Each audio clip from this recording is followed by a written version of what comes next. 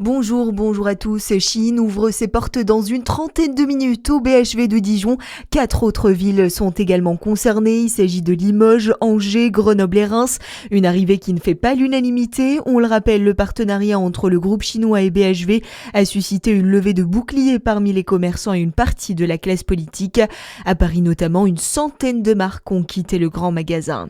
Un corps en état de décomposition avancé découvert près de Dijon. Il s'agirait d'un homme retrouvé face contre terre. Son décès remonte à une vingtaine de jours à Marsanet-le-Bois.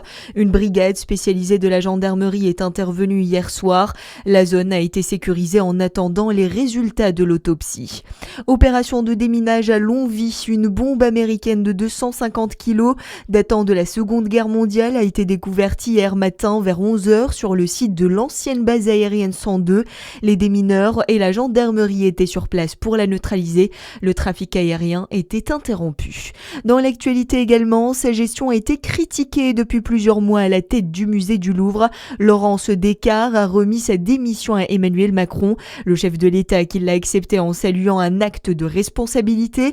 La désormais ex-présidente du Louvre était sous pression depuis plusieurs mois, Baptiste Berthelin. Oui, surtout depuis le spectaculaire cambriolage du 19 octobre dernier, un braquage qui a mis en lumière les importantes défaillances en matière de sécurité.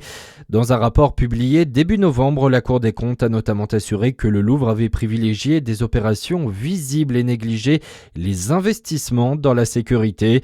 La vétusté du Louvre a également été critiquée après la fermeture d'une galerie ou encore une fuite d'eau qui a endommagé des ouvrages. Enfin, en interne, l'action de Laurence Descartes est également vivement contestée par les personnels. Ils sont engagés depuis mi-décembre dans le plus long conflit social de l'histoire du musée. Le Louvre qui est également au cours d'une vaste fraude à la billetterie portant sur une dizaine de millions d'euros. Christophe Leribaud devrait être nommé à la tête du musée. C'est ce que dévoilent aujourd'hui plusieurs médias. L'actuel président du château de Versailles remplacerait ainsi Laurence Descartes. Le gouvernement sous la menace de nouvelles motions de censure, 2 textes qui doivent être examinés aujourd'hui.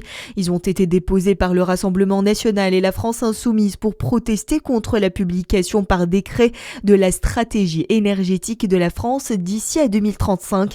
Des motions qui ne devraient pas être adoptées.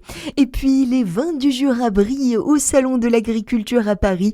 38 cuvées ont été médaillées au concours général agricole, dont 26 d'or et 11 d'argent. L'Arbois, les Côtes du Jura et le Crément se distinguent avec notamment le domaine Jacques Tissot et le caveau des Billards. Un succès qui met en lumière le savoir-faire viticole jurassien. Voilà pour l'actualité. À suivre votre météo sur Fréquence Plus.